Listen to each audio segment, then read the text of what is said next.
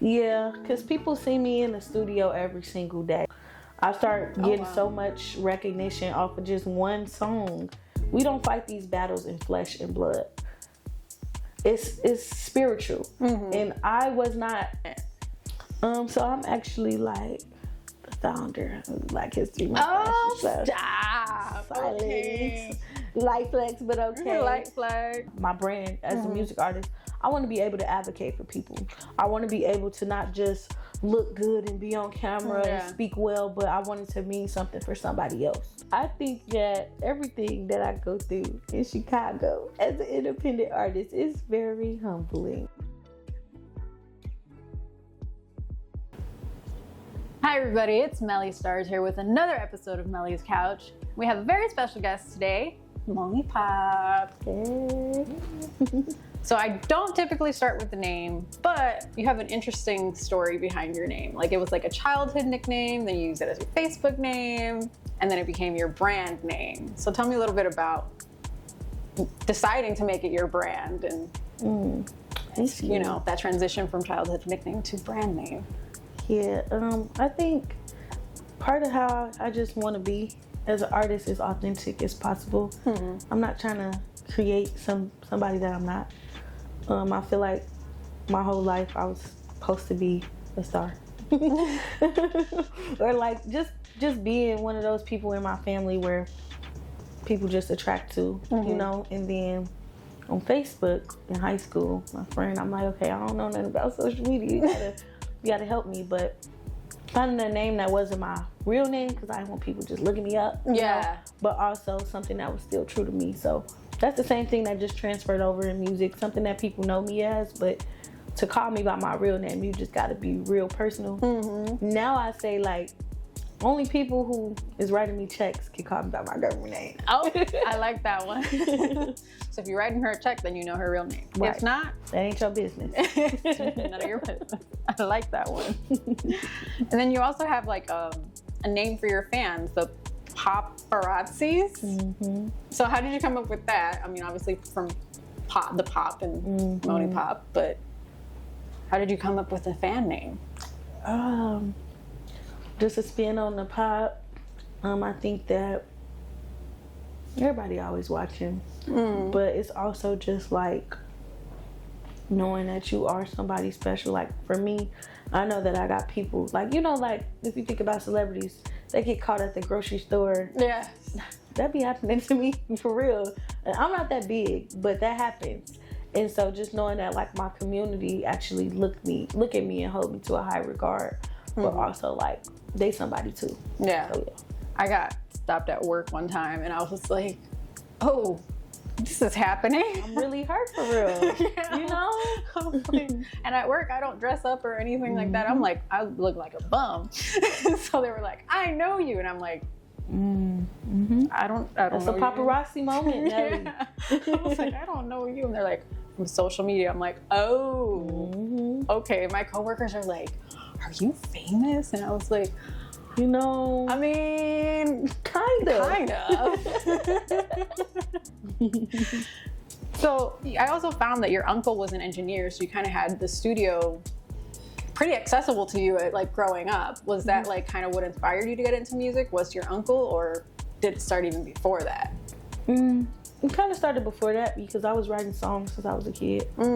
Entertainment all around, like I was the type of kid that was in dance battles at the cookouts. Oh my goodness. My mom had me in all type of stuff like ballet, tap dance, just dance teams. It was really started out with dance.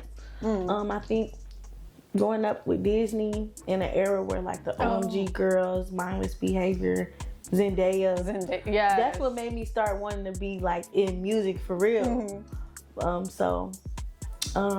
seeing my uncle and like how he created his music, that was like, did you ever make music with him like growing up? No, not yet. What? I was always so young and the message was just not for a kid. So yeah. I mean, but you're older now. Yes. So, you know, maybe coming soon. Maybe, you know, maybe. Come on, Aunt. What we doing? What we doing? So speaking of the music, let's get started with talking about your music. We're going to start with SoundCloud because I like to go as far back as I can go. Oh God. I know. The first song that I found was No More You and Me. Yep. Did that like 5 years ago. Yep. It was like a heartbreak song. That's the only song I found on SoundCloud. So why'd you decide to finally post things on SoundCloud and start your music, putting your music out there? I didn't know nothing about no streaming. I didn't know nothing about nothing, really. I just knew that when I was feeling the type of way, of course. Yeah. I had that rage that a lot of female artists be having, which it lead them into their purpose, into their calling. Yep. If somebody got you messed up, I'm finna talk about it on the track and people is gonna hear it. And so I'm like, okay, SoundCloud.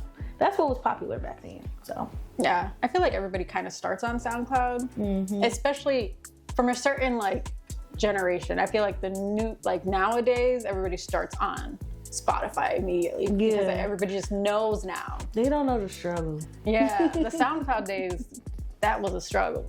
Okay. Nowadays, everybody's spoiled with Spotify. That's where we start. And that's where people was going viral, on SoundCloud. Yeah. It was a such thing as a SoundCloud artist. Shout out to all the SoundCloud artists because, y'all paved the way. Y'all did. Definitely.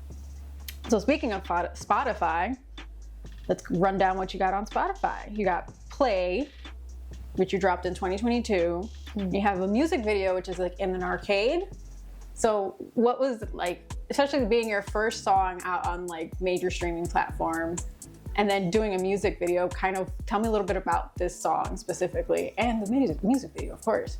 So Play came at a time where during the pandemic, around that time is when I first started taking my music serious. I have made a video 2-3 years later after I dropped the song for No More You and Me.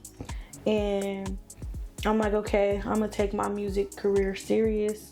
I started actually recording in real studios because, fun fact, Melly, I used to be in people's closets recording my goodness, songs. Yes. The struggle was so real. I used to be in people's closet recording songs.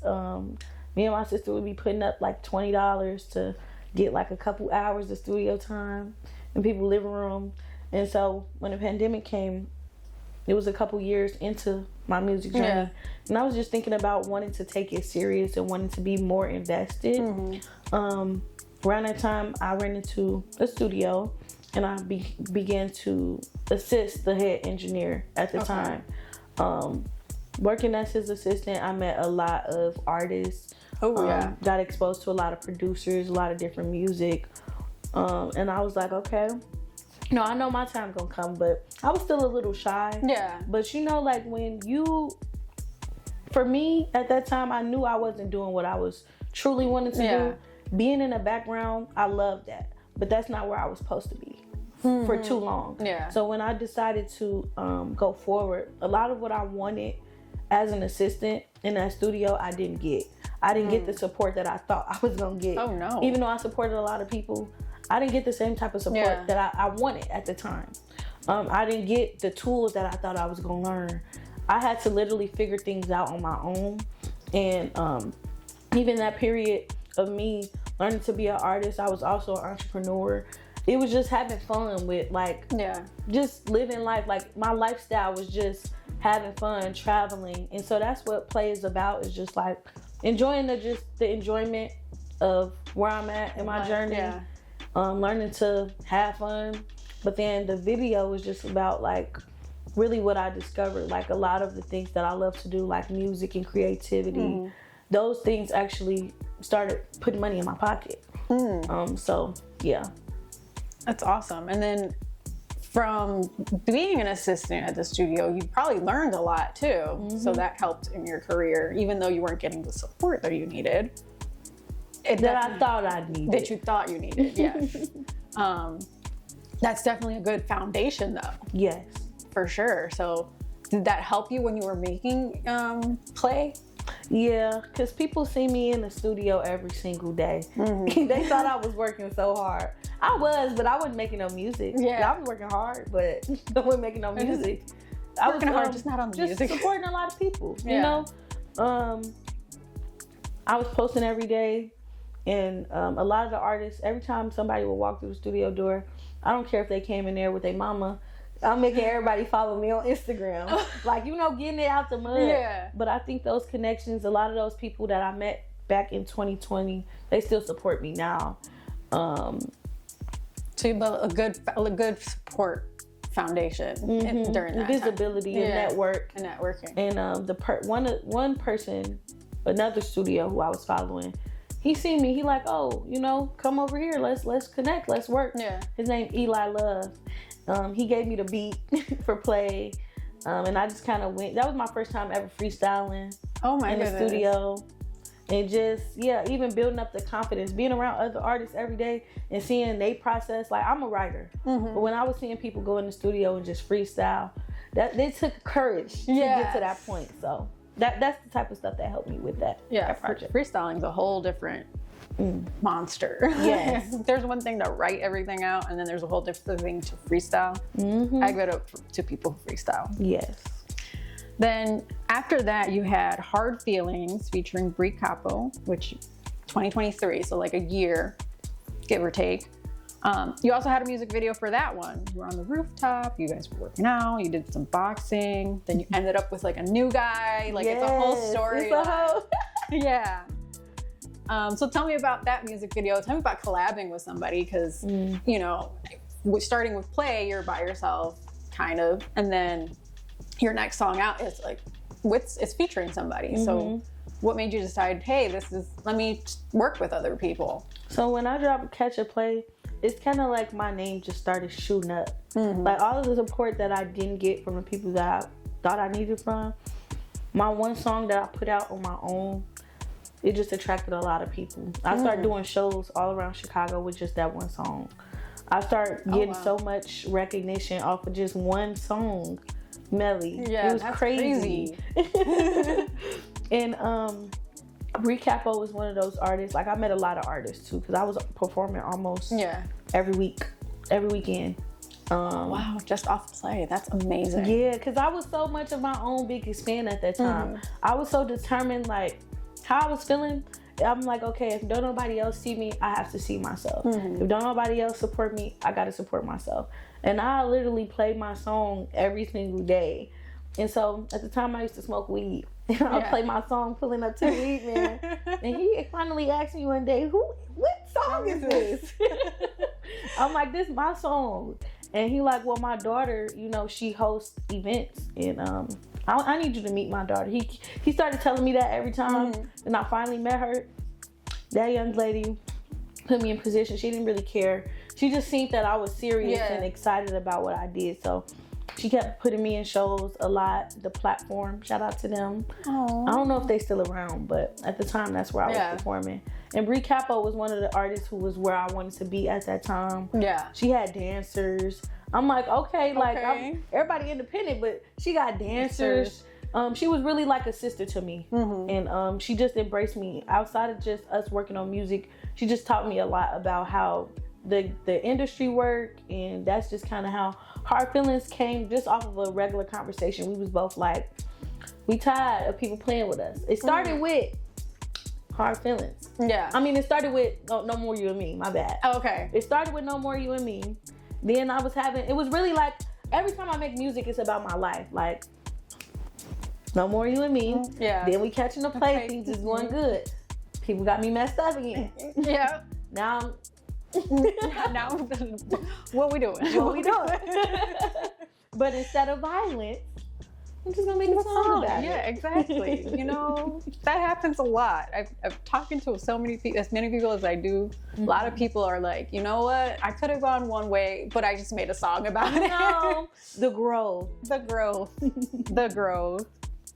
And then the music video. So you guys, you know, decide to collab and everything, and then you guys make a music video too.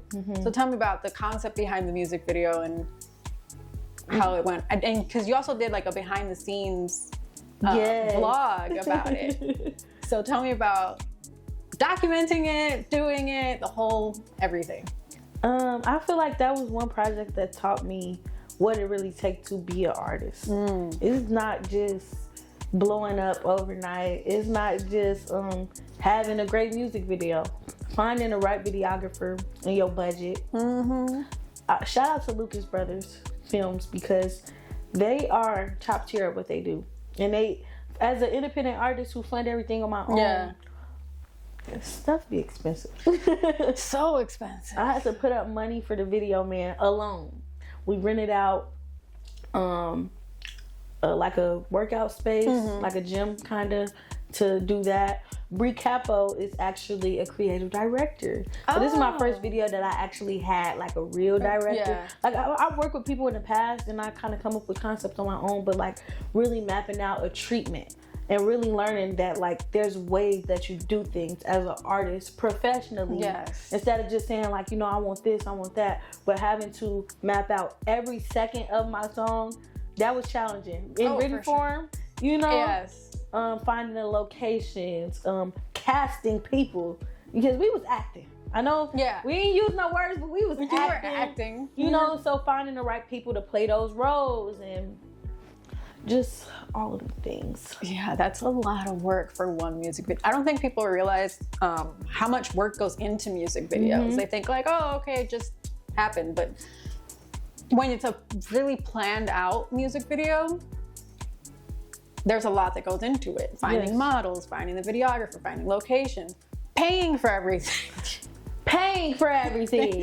That video alone was like almost around $1,400. Especially as a female artist, I gotta pay for my hair.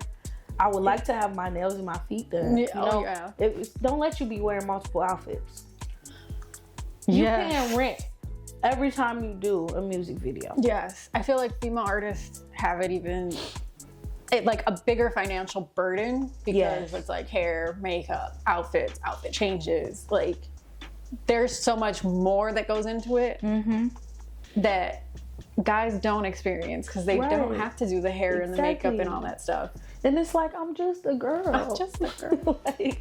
And like it's something that's gonna be out in the world forever too. So it's like you have to do all these things. You can't just be like, well, I don't have the money for makeup today, so I'm just gonna jump on camera looking crazy. No, can't do that for sure. And then in 2024, you had Safe. Yes. Which I have a line from, battle my emotions, but I know that ain't safe. So tell me a little bit about that bar and that song, because there's no music video for this one, just a drop. I felt like I was going through a cycle of bad relationships. Oh no. And then that led to me to having a drinking problem. Oh gosh. I know that just went dark. We just went dark. Okay. It's a thing of the past. It's okay. I'm okay now. I don't need help. You got the help. I got help. But I think that like what I try to do when I go through hard times is find a positive outlet. Right. All the time I don't get it right. Sometimes I might want to punch people. I eat hard feelings.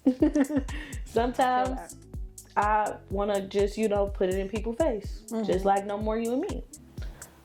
Around that time when I made Safe, drinking was something that I was battling because of just a series of bad relationships and feeling rejected and just all of these things. And then also as a music artist, it's one thing to go through the challenges of being up and coming, but it's another battle. It's like adding more weight when you're going through relational hardships while you're up and coming. That's why when people are trying to pursue anything, I encourage them to stay single or have like a really great partner that really truly believe in them and support them. Because at the time, I did not have that. I had people who were always pulling me away. People who made me feel like, probably not even knowing, they just made me feel like I wasn't gonna make it.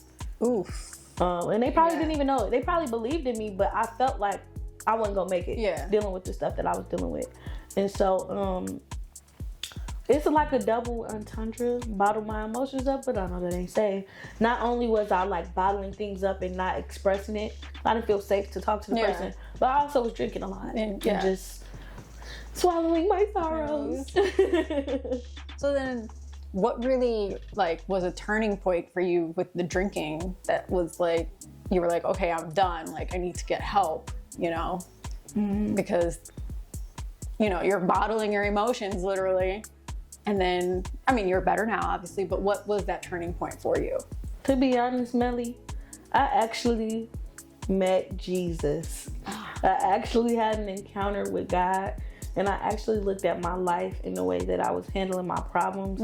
And I realized that, you know, or even around that same time I had stopped smoking, these was addictions. Yes. You know, this was like a stronghold. I couldn't stop on my own. Yeah. I learned how much strength that it actually takes to let go of addictions, to get out of cycles, right? Like the bad relationships, the alcohol, the weed, the self-pity. Yeah. Those was cycles that I was dealing with for a long time. And thank you. The Bible say we don't fight these battles in flesh and blood. It's spiritual. And I was not a spiritual, right? Rejection is a spiritual battle. Heartbreak is a spiritual battle. I was trying to deal with all of that with the tools that I knew, which was physical things, weed, making songs about it, drinking, and that wasn't working. Yeah. But I really started to lay my emotions down at the feet of Jesus and really like ask God to help me. And it was his strength that took away that desire. So I couldn't stop on my own. That's the truth. Yeah, that's beautiful. That's definitely a journey. Do you find it difficult now? Because like in the music entertainment space, there's a lot of drinking and weed and other drugs and coke. Yeah. And they be doing coke. Yeah. Coke is very common. Very common. So do you find it hard to kind of stay sober at like at events and things like that? Or is it just like you're at such a good place that it just comes naturally to you? Yes and no. I think I find it hard to stay sober just because of the culture. Like it's drinking everywhere, especially being an adult. You know, you go to brunch, they be having bottomless mimosas. That sounds like a good time, don't it? It do sound like a good time. It be cheap, it be accessible. They be having free shots when you walk in somewhere. All of that. Don't let it be somebody's birthday. Oh gosh. Don't let it be your birthday. Oh no. They gonna buy you drinks. They just be giving you didn't even ask for it. It's just here's a drink. It's here to drink. It never ends. That's how they start. They be giving you drinks, trying to talk to you. Man, way over there somewhere that sent you a drink. So much temptation. It's always around. Yeah. You know, in every aspect of life. But I think just again that strength of God being like, okay, Lord help me. If I mess up, I can pick back up. Like I don't have to be an addict if I make a mistake. But also just minding where I'm at and who I'm around. Just because I learned that like being in the industry, right? There's always a group of people. Like when I used to be a smoker, me and the smokers used to hang out. Yeah. you know, the smokers be with the smokers. Yeah. So I just kind of just try to stay to myself a little bit and just stay away from people who need that. Sometimes I do mess up, but I always try not to be the one that's bringing that. Yeah. You know? Like trying not to be the one like instigating it or starting. You're like, I don't want to be that influence on other people. Yeah. You know? That's good though. I mean, we all have our moments, but you found your ways to cope and kind of get through that. Yeah, and I think when it comes to addiction, you have to know that when you let go of one thing, you gotta sustain it with something else. I've been drinking matcha a lot lately, Melly. Oh no, are you addicted to matcha? You know what? I am. Oh no. I don't think that's a bad addiction. I don't think so. You say so good. I've never had matcha. I heard it's so good though. Maybe I gotta be a bad influence to get me. Oh no. Yes. I mean, well, it's not that bad of matcha. Gotta get drunk off matcha. Drunk off matcha. I mean, I'll take it. Better than drunk off alcohol. You know, it don't make you throw up after. Let me tell you. No headaches. No the side headaches. effects of matcha, more energy. I need more energy. Your stomach won't hurt. You ain't gonna be throwing up. You ain't gonna be blacking out. Mental clarity, all of the things. Oh, see, I like this. This is a good addiction to have. Yep. I like it. I like it. So then next up, 2025, you had Bully, which is like a huge hit for you. Yeah. I feel like it's like your proudest moment. Yes. So you did the music video. The music video had choreography, you had backup dancers. It was at a school, like there was like a whole like Mean Girls kind of vibe going. Mm-hmm. I could not stop seeing this song and music video on my timeline when it came out. I did what I had to do then. Yeah, it was just constantly I saw it. So tell me about Bully, and because that's another big investment that you had in there with that music video for sure. You can tell just like some of the behind the scenes shots. I'm like, yeah, she invested in this one. Mm-hmm. So tell me about it. So I, again, the cycle of bad relationships. Oh no. And when I say relationships, I don't just mean men. I mean like the wrong friends, like friends. you know, the people around you. I think I was at a place in my journey where it was a turning point. Mm-hmm. And letting people from my past in had me stagnated for a little bit. Or I mean, it didn't stop me from making progress, but like I connected with an old friend that connected me with the wrong man. And it was just like, we here again in a bad relationship. But I realized that from where I was when I first made my first heartbreak song to where I was before I recorded Bully, I made huge progress. You know, I was securing myself a little bit more as an artist. I had made so much progress. Like I had a huge track record. And I realized at that point that relationship and what I was allowing to happen was self-inflicted. It wasn't people just not believing me or somebody come. No, it was a person that I allowed to come a part of my journey and distract me from what I've done so much of. I made so much progress. I've invested in videos. I did the podcast. I did all of the things. You know what I'm saying? And at that point, I realized that I had to get back on my Bully. Like I let somebody come into my life, and people who walked out on me in previous seasons come back into my life and trick me out my spot and make me feel like I wasn't who I was and make me feel like all of the stuff that I did that I didn't do. And I realized that sometimes that's a form of bullying, you know? Having friends that are like fake nice to you, or people in your life who kind of fake support you, or they leave you in one season and they come back when you better. That's bullying. Or when they need you. Or when they need, come on. All of that is different forms of like warfare. And I realized that, okay, I got to get back on my Bully. I got to be more aggressive about what I want to accomplish. I have to, you know, show them a little something. Show them a little bit. You know what I'm saying? Like I got to fight back, but this time I'm going to protect what I'm building. I can't sit on my music for months. I was in this relationship where I was never at the studio, and this person would kind of like pull me away from the studio and then be like, well, you say you're an artist, why you ain't recording? You say you're supposed to be doing this, why you ain't doing it? You know? And that kind of built up like, okay, I'm gonna show this person. But really it was to show me. And I feel like just even the impact of the song, you know, it proved. But now that's the standard moving forward. Oh, yes. I could definitely tell that this was like, that song was like a turning point for you, for sure. And then you did a behind the scenes video of this one too on your YouTube channel. Because you have like, you know, we're going to talk about the YouTube later. Okay. But you have, you know, some BTS videos on there as well. Then 2026, you got dropped Diamonds. There's no music video yet. This is like a fairly new-ish release. So tell me about Diamonds and what the plans are for it. Yeah, so Diamonds is really just about, I want to create from a space of me speaking life. Learning to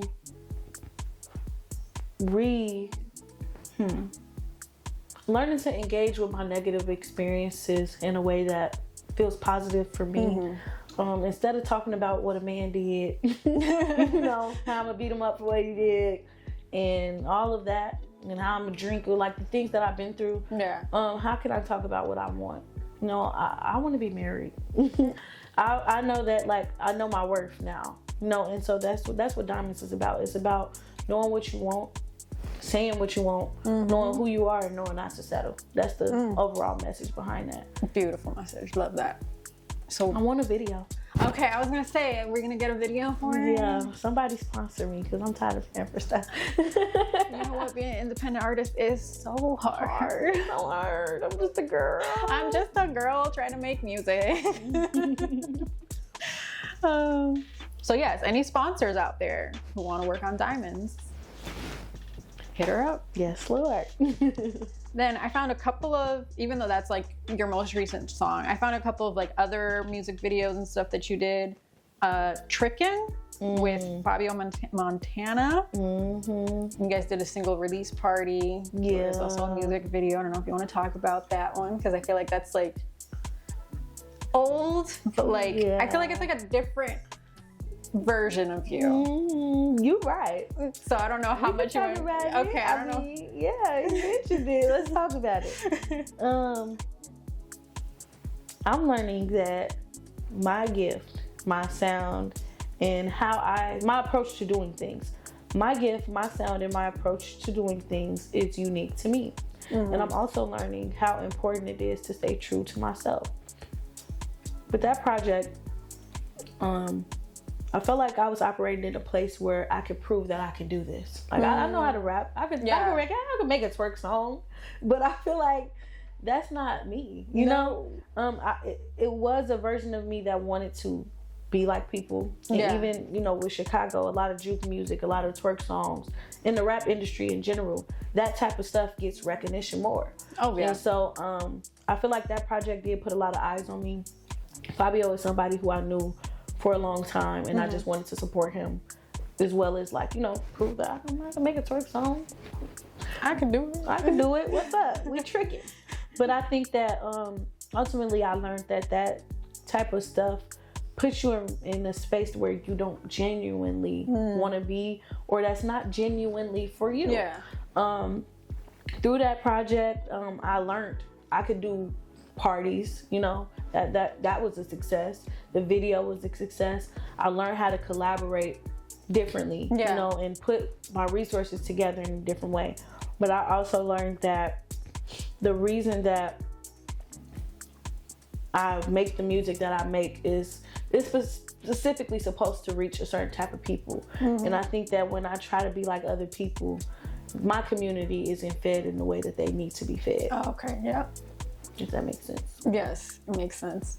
So was it challenging doing that specific song because it was a little like out of your, realm? Yeah. Or did it come naturally, or again, you were just trying to prove a point, so. Yeah. I mean, it was challenging because I don't like to turn down opportunities. I learned that after that I learned that I have to. Not that I wanted to turn that one down, but I just learned that if I want to remain true to myself, I cannot do everything. I sat on that feature for like a year. Oh, wow. Because I didn't have it in me at the time. But I was in a space where I knew I needed to get back going with my music. I knew I needed to put something out. And I feel like even being patient with myself is something that I learned, because that was a form of compromise. I just put something out and just hopped on the song with anybody because I wanted to prove that I'm still an artist. Yeah. That I could do it. But really, like, you see the difference between that type of video and that type of sound and Bully. And Bully, it's like two completely different people. That's And one was my true self, and the other one was just the me that was trying to fit in, and the me that had a point to prove, and the me that was being impatient. Have you found it difficult to be patient in the industry? Yes. Oh my goodness. People tell me all the time that I'm supposed to be farther than where I'm at. And that makes me want to get up and show them that I could do this tomorrow. Yeah. I can do it. I can go viral right now. Right. If I wanted to. If I wanted to. But I think just also hearing people's stories, like I've known people who started rapping last year, and they way further than where I'm at right now. Yeah. This year. People who might have been coming to me for advice earlier this year, and then now they seemingly are passing me up. Seemingly. Yes. Because there's always, I feel like there's the facade that everybody sees, and then what's actually happening behind the scenes. and having a lot of access to people who are at all different levels, but people specifically who may be signed artists or people who've been around for a long time, and really seeing what goes on behind the scenes. Because I started off as like a video vixen type of background. I don't want to say vixen because that sounds a little dark. Yes. But I want to say like background actor, video model. Model sounds a little better. Yes. Starting off with that, I've seen a lot of what went on behind the scenes, and that helped me as an artist of what I wanted and what I didn't want it. Yeah. But continuing to have like industry connections, I see a lot of what other artists go through to get money. Some people I've been around, they can't even do a video shoot without drugs involved. They can't get a song done without alcohol involved. So it's just teaching me that, you know, to be patient and to just honor the things that I might have overlooked. I honor my sobriety. I honor the fact that I can pay for my own stuff and not have to worry about do nothing crazy strange for no little piece of change. You know what I'm saying? And even like I honor the fact that real people actually see me. They actually know my music, regardless of the numbers. Real people are being impacted, and that's what I care about. That's definitely what you should care about, is the real people, not the numbers. Does it get overwhelming looking at the numbers sometimes? Like, does it get to a point where you're like, man, I should be doing more? Or do you are you okay because you know, like, at the end of the day, real people are paying attention? A little bit of both. Okay. I feel like in the social media world, if you're not viral, you know, you ain't nobody. We're always competing for attention. Yes. You know, the algorithms be algorithming, pushing you backwards and forwards and all. And oh my God, the algorithm is always changing. Yeah. And then one second you think you got it, the next second you're like, I'm starting over. I done had to make a TikTok dance so that I could be seen a little bit more. But I think that I'm just learning patience overall. Like, I'm in a place where if I just keep putting out what's true to me, what's good to me, if I don't compromise in my values, I know for a fact it's going to pay off. And even, you know, what's been helpful to me, Melly, I've been seeing like Michael Jackson, he did. Rest in peace to him. This song been going viral. And he ain't even here to see it. It's a lot of old school songs that came out in 1990 that's going viral right now. Them people old and fat, some of them dead. They found like a whole different career path. You know, Not even thinking about that song. Not even thinking about it. Yeah. So it's just like, okay, this is just where I'm at. This is just a stop on my journey, and that all of that don't really matter. That's awesome. That's a great way to put it, and like a great perspective. Yeah. Great perspective. Yeah. One more video that I found that's music related is your Run to Performance video. This was like, there was hearts, it was like a red background, and then I liked the quote, if you love me, put me in your will. Yes. That's it. I mean, that speaks for itself. Honestly, that bar speaks for itself. Like, if you really love me, baby, put me in your will. I don't know what else we want to say about that.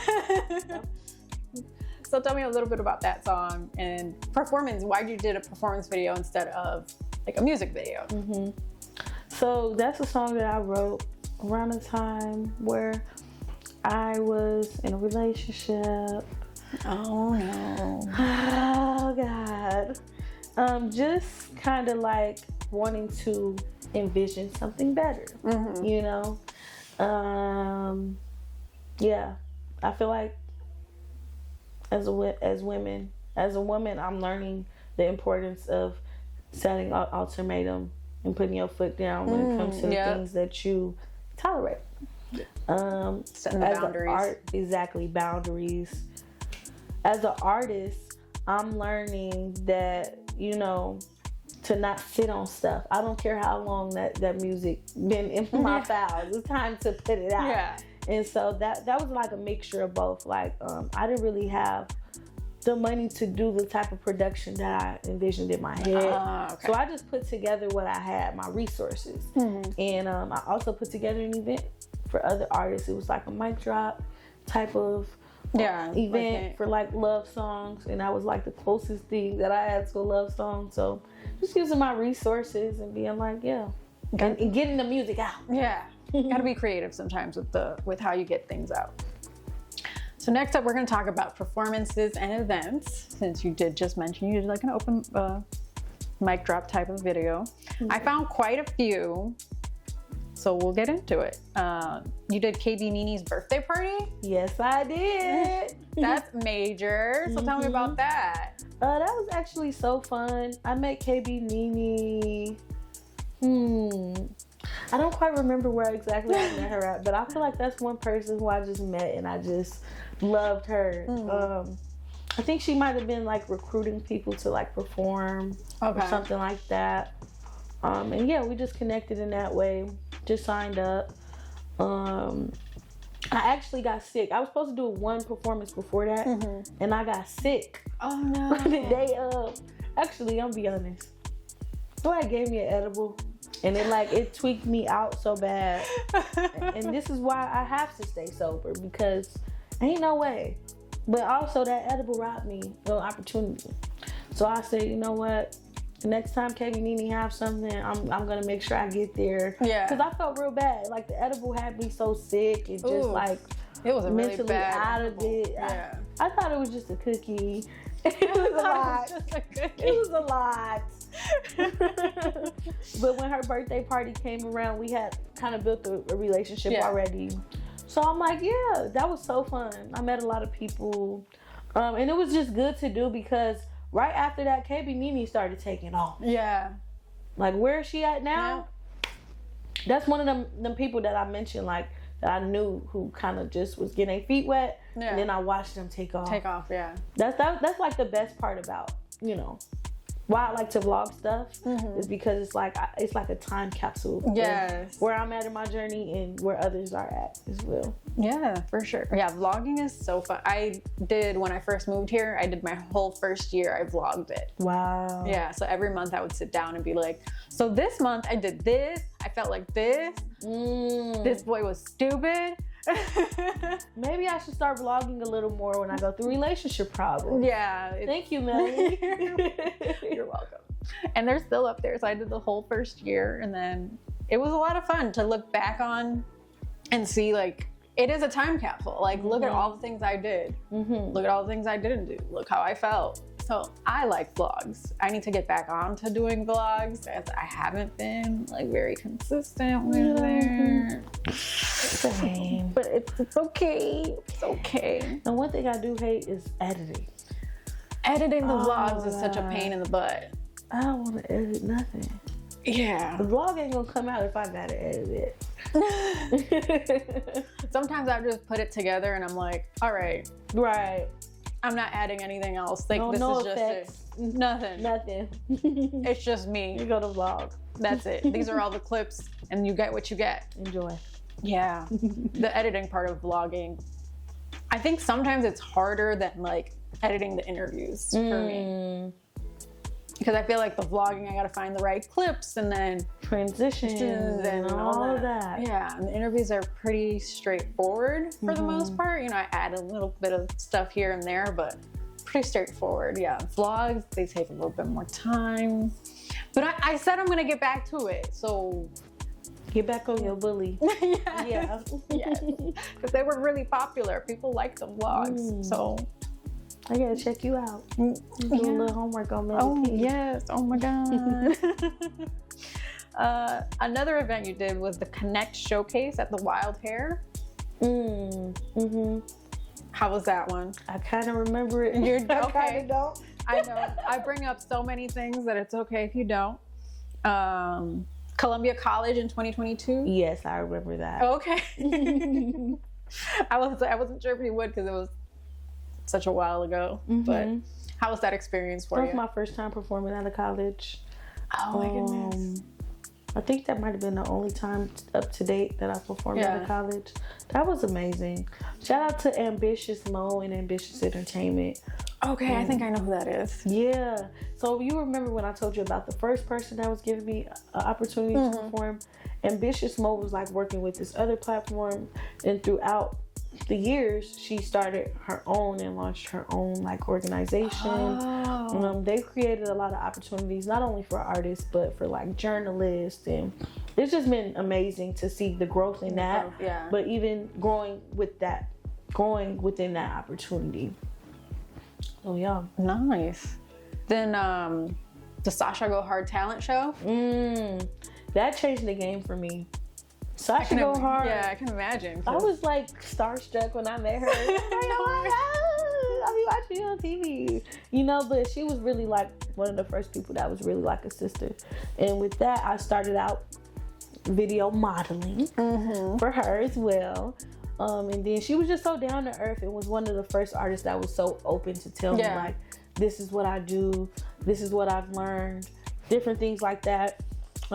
We still have a pretty good relationship. Oh, that's good. Yeah. But when the time came, when I told her I was an artist, she was one of those people that was like more embracing and not like, yeah, I'm gonna just keep you in the background. Yeah. She created a whole Chicago talent show, not only for myself, but for other artists. And that was the changing point for me, because I did have my one song that was actually out. That platform and people seeing me made my name go up. Yeah. Everybody was, after I performed at the talent show, I was booked every weekend moving forward. Like, and my life hasn't been the same. Like, I've been, that's what kind of started me to like performing. Yeah. Going here, rehearsing. People don't realize, like, you guys have to actually rehearse. Yeah. Even if we be looking crazy, like I practice this so I look a little less crazy. And then you did also a summer pop tour where you had like different events and performances. Yes. Which I thought was super cool. And they were all different like types of events too. Because you did a private event, you did a From the Go Fest, then you did a kids summer jam, then a summer madness pool party, then an all-female show. So you did a little bit of everything in this pop tour. So how did you set up this tour, or like was it things that you were already kind of booked for and you just kind of like combined it into a tour? I just be living in La La Land. So you gotta manifest the life you want. Yes. So I'm like, okay, I had a lot of open doors coming to me because that was the summer after the Sasha Go Hard. Yeah. So after that, I'm like, okay, well, I might as well be on tour. Everybody calling my phone. And just being able to bring the people who've been a part of my journey, like on an experience, create an experience. It's not just like, oh, I'm performing here, oh, I'm performing there. No, we're on tour. It's a city tour. We outside. It's still a tour. The pop out tour is live. Yes. And that's when I really started vlogging more and just showing people like the shift that had happened. Like I made it a tour because I felt like that's what it was, like rehearsing, getting prepped for this show, this type of outfit for this show, like having to do all of those things. And I did all of that as an independent artist. Nobody really helped me. Behind you. So, and which is hard to do. Like as an independent artist, to do a tour is insane. Even if it's a city tour, it's still a tour, people. No, I went to Indiana. Don't get it twisted. Oh, I was in South Village. Like, it wasn't all Chicago. Hello. But that's definitely very commendable to be able to put that on. And like I said, do so many different types of events because it wasn't like it was all just one type of event, you know? And you have to kind of do something a little bit different. Like you can't do the same thing at a kid's party that you're doing like at a barbecue or, you know, at a fashion show or like you have to kind of adjust to that the taught audience. me a lot. That taught me, you so right. That taught me so much about an artist and how I can show up. Because even though I make clean music, I'm like, okay, certain stuff was costly. So I'm like, I'm not paying $400 to be on the stage, but I can make an appearance. When I was at the Kids Summer Jam, I actually was working with the L Podcast at that time. And I got to interview other artists like El Hitter. I got to interview him. And so I'm like, okay, well, that experience taught me different skill sets, because being on stage and being seen and being the one that's performing all the time, that's not the only way that you can add value as an artist. Sometimes just showing up and just being in community, that mean a lot to people. When you are an artist, just seeing your face and people being able to actually come up to you and greet you. I had like snacks and stickers and t-shirts. Like, Melly, I don't know where I was getting the money from, but I was just passing stuff out. That felt good. Branding though. You were getting your name out there even more. So, and everything again paid by Mony Pop Official. Yes. Design my own t-shirts. Those was all skills that just came out, that I didn't know I had. Do you still have merch now? Yeah. Okay. Maybe we got to bring that back. Yeah. Okay, Melly. Okay. You do marketing. I'm always on it. Okay. I'm always like, hey, wait, maybe you should be doing this. Melly P marketing. Don't play. You also did a Black History Month fashion show. Which that's totally different too. Yeah. How was the fashion show? Like, what was your role in it? So I'm actually like the founder of Black History Month fashion show. Stop. Okay. Light flex, but okay. Light flex. I did spend some of my journey modeling, mostly videography and videos. Yeah. But I had an experience where I was in a fashion show, and I just was not comfortable. Oh. It wasn't a bad experience; it was a learning experience. But I realized like a lot of why I started hosting my own events in music is because, or just in entertainment in general, I don't like what goes on. I don't want to see people naked. I don't want to be naked. Yeah. I don't want to be in a place where my family can't come because it's inappropriate. What's going on is, it's inappropriate. And so after that, I just took a leap of faith and I said, you know what, I have a community. I also got tired of people I also got tired of putting money in other people's pockets. Like at that point, I hadn't been paid as an artist. Everywhere I was going, they're like, you got to bring 5 people. And if they all got to pay $20. That's $100 you just made off my little black butt. And I ain't made nothing.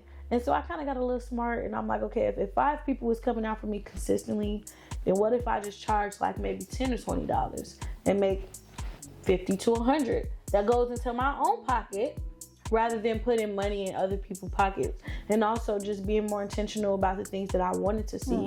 Because people, we can give suggestions to people. I'm always the type that be like, maybe next time we could do this. And they're like, well, I mean, it'd be hard. If you want to do it yourself. If you want something done right, do it yourself. So I'm like, you know what? What if I host my own fashion show? What if I do it my myself? Own artist? What if I do it myself? And I did. And I made a lot of money. And I didn't only make a lot of money. I made a lot of great connections. And I had a lot of impact on the people that was in my community. Positive impact. Yes. And their kids was able to come. Which is awesome. Because, not everything is always kid friendly. So having something that's kid friendly is definitely a game changer. So big ups to you. Thank you for doing that. You did a couple of other fashion shows, the Black Renaissance Fashion Show and then BCH Fashion. That's all the same thing. Okay. So every year, basically from when I first started, I just have the Black History Month fashion show come back every year. And that's what BCH stands for Black Chicago History. So I plan on making this like a household event for the city of Chicago. We're still in our beginning years. But you guys are making a lot of moves. So. And just bringing a spotlight to Black creatives and making sure that every year we create a new experience, so it's not just like the same old thing. Yeah. Anything crazy that come to my mind or creative and cool, I try to just recreate and find new people to bring it to life. Awesome. See? And it's only in the beginning, so it's only going to get better. Yes. And then I have Petals in Progress. It was like, you led this workshop? Oh, yes. So, I don't know. Sometimes I be feeling like a motivational speaker. Okay. But you've been through a lot where you could be a motivational speaker, okay? Yeah. You've had a journey. Like how Shira 7 be. I'm sure she went through something that make her want to use men for their money and motivate women to use men for money. For me, the things that I've been through, it just allowed me to just try to motivate people and just speak life. And if anything, just do the right thing. Yeah. You know? And so, one of my partners from the Black History Month fashion show, her name is Jessa. She's the owner of Sunflower Cabana. Okay. We both was in transition with our brands, and something that she's doing at Sunflower Cabana is transitioning from just being an activewear brand to being a lifestyle brand. And so with that, Petals in Progress is like a workshop about just setting goals, and it's an accountability experience. And so because I'm a person who has like lived like 50 lives within the past couple of years, she just asked me to speak, and I was honored. And that was my first time ever being in the Willis Tower. No way. That was crazy. Yeah, that was my first time being in the Willis Tower. They had some good brunch, like, you know, and just having to even learn more so stepping into myself as a brand and not just the artist. Yeah. But what do people in my community need, and how can I support them in getting that? Amazing. Yeah, and I like that you bring that up, because one thing is being an artist and another thing is like having your brand. Yes. And that's what a lot of people don't realize, is like the brand and branding is super important as an artist. And it's kind of separate, but like at the same, but also together. Yeah. So it's, you know, you got to find a balance, and everything should help the brand move forward. And the brand is expanding. Yeah. The brand also offers public speaking, so Okay, watch support out. the brand. So if you guys need a public speaker, hit up Mony Pop. Now, I found a couple of like miscellaneous things, that these aren't like music videos or we'll see. Golden Moment Session, you did that in September of 2025. Yeah. That was really cool. How did you get involved in that? They actually had a former name before that. Okay. Sometimes with platforms, video, I don't know if this happened with you, but sometimes like video footage just gets like lost. Yeah. Well, that's why I try to have backups. Shout out to Melly. You know, teach them a thing or two, because these production people be losing stuff. And so I think that first time I did that, got lost. So the second time I had to do it again. Oh, and that's just a part of being dedicated to the craft, because it be so much that be going on. Like, how you lose my whole video? How did it happen? But because I'm committed to the craft, I did it again. You did it again. And then I also found you're like involved with the Chicago Youth Action Board. And then you guys had like millions in funding at one point. So what is your involvement with the Youth Action Board? Thank you for asking. Oh, actually, a board member. Wow. On the Youth Action Board. We just advocate for housing justice and specifically like youth leadership. I did experience homelessness, a part of my journey as an artist and just throughout my life, which I shared a little bit about. But that caused me to want to advocate and to make a change. I didn't really want to, but I kind of had to, because if you don't stand up and speak up for yourself, then you just gonna keep going through stuff, and you're gonna be looking for somebody to save you, when really that person might just be you. And so it was so funny, because before we got these millions of dollars, Melly, it's a federal grant, right? That everybody in America, every state in America can apply for. Millions of dollars. It's like a pot of money for youth, specifically, and to address the problem of homelessness. I know in Chicago we see a lot of people, young people, on a train, and they be downtown acting a fool, but they really homeless. They really homeless, and they need a place to go. They need resources. They need things to do. Grateful that I had places to go and people to support me, even when I was still trying to figure it out. But with the Youth Action Board, well, the city of Chicago applied to this grant, this national grant. It's called the YHDP grant. It stands for Youth Housing Development, YHD, and program, or Youth Housing and Development Project. So it's to just assist with different resources around housing and build housing projects, because this is a national problem in America. Yes. Homeless, now the rent is crazy. People are homeless. Rent is ridiculous. Too much. God. So the federal government created a grant, and cities have to have a plan on what they're going to do with this money. The city of Chicago applied to this grant 8 years in a row, and it got rejected. Oh no. The 9th year, when they involved young people, and the Youth Action Board was a part of that, they got the grant. And I just feel like that speaks to what I said about us being the solution to the problems that we face. Like, I don't think that I was just homeless and just made it out of that struggle just cause. Yeah. Because it's other people. And I even found out, like, some of my supporters are still battling this or have dealt with it. Yeah. People who I didn't even know, you know? But I got to really be humbled through that experience and go to shelters. Go into shelters and talk to people about what they wanted.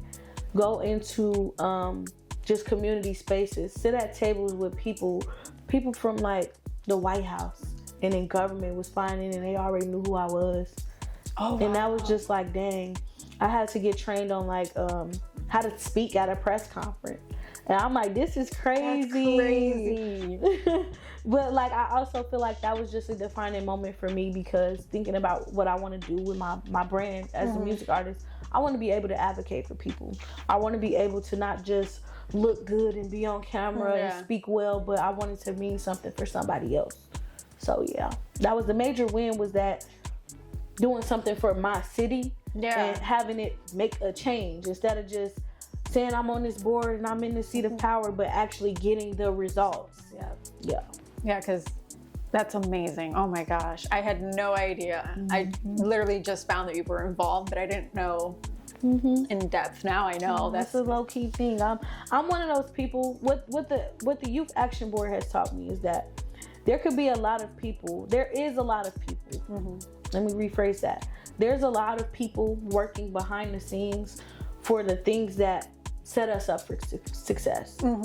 A lot of times, even me as an artist, I feel like people don't see me. They're not supporting me.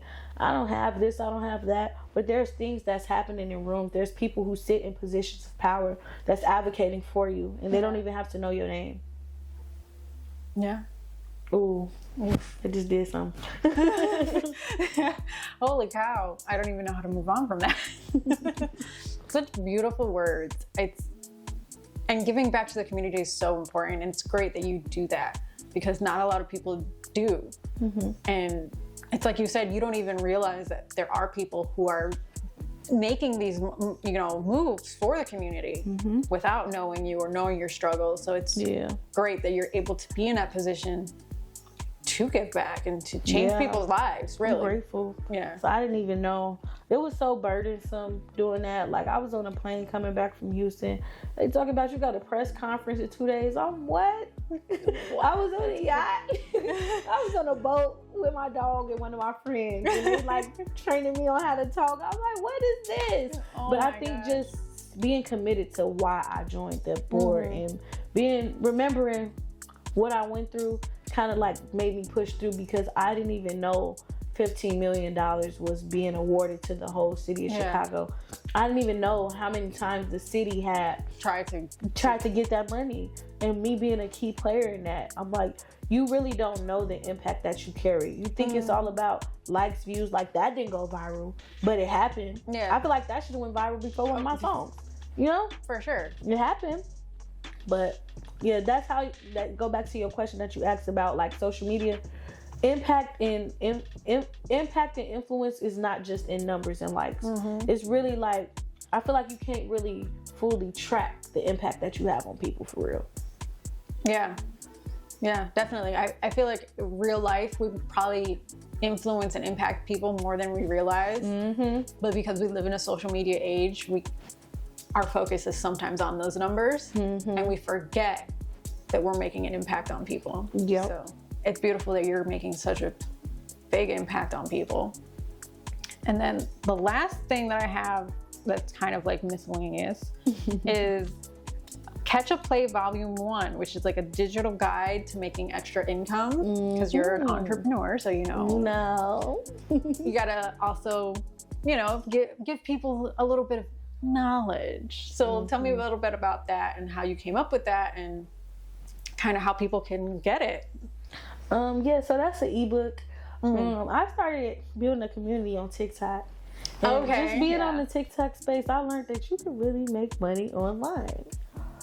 Even as an artist, I'm always looking for more ways to make money. Yeah, because I spend so much. Videos and stuff. Stuff be expensive. The studio, the videos, the mixing, the engineering, the events, the clothes, the hair, all of the things.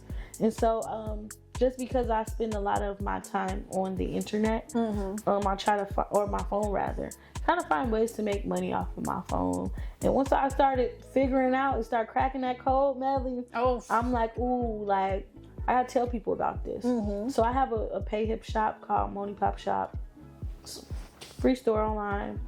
The ebook is like $10.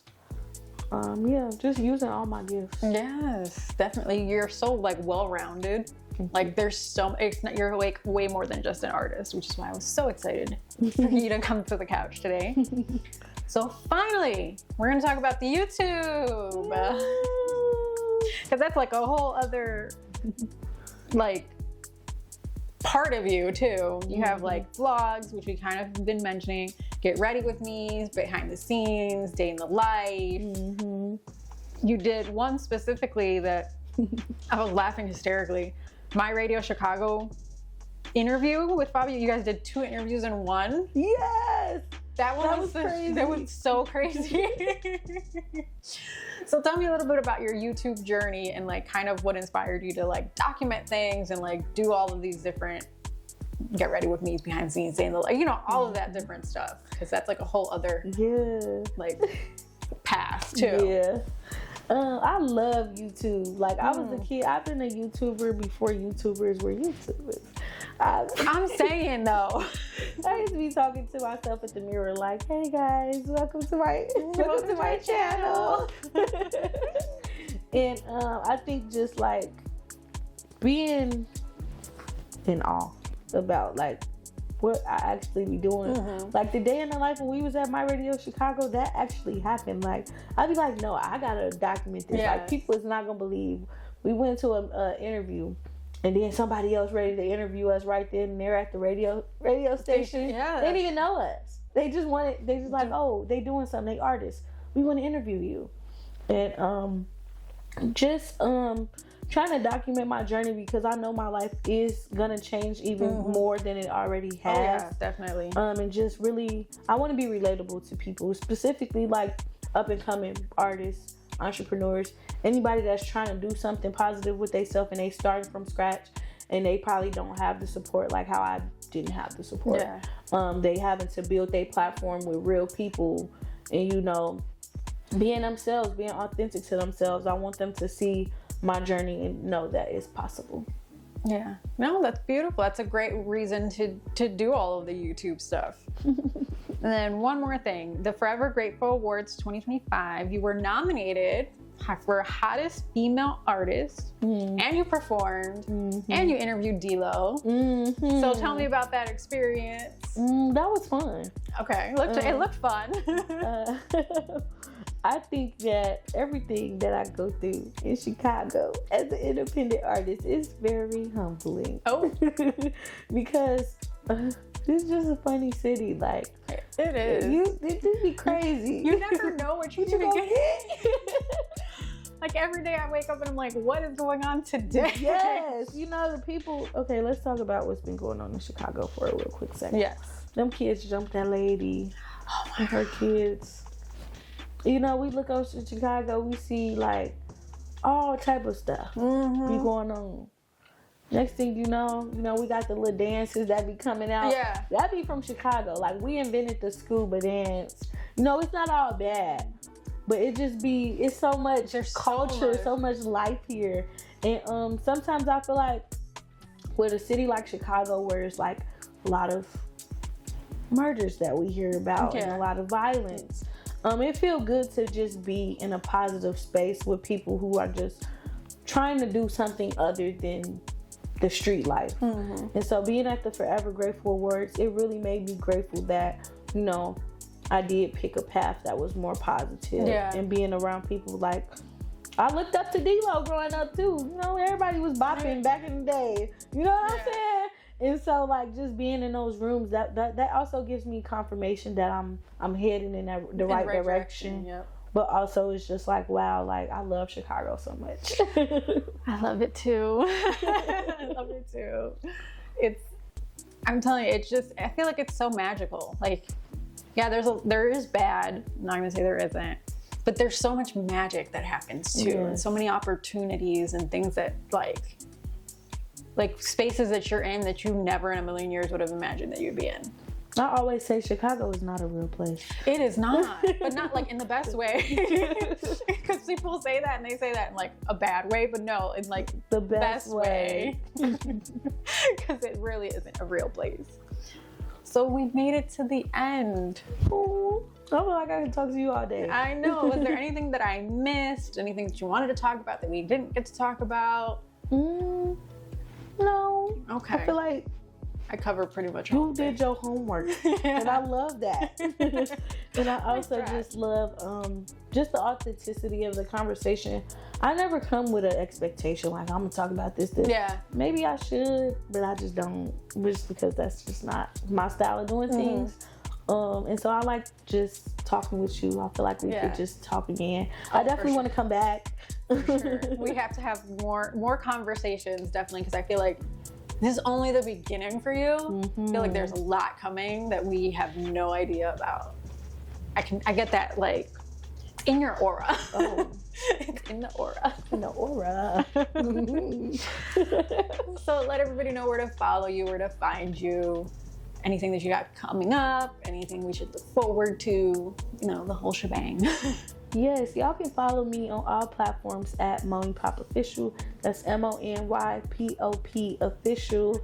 Mony Pop Official on YouTube. Check out my vlogs. Y'all can expect to see more music, more vlogs, and more of me. Yes, and we love to watch more of you.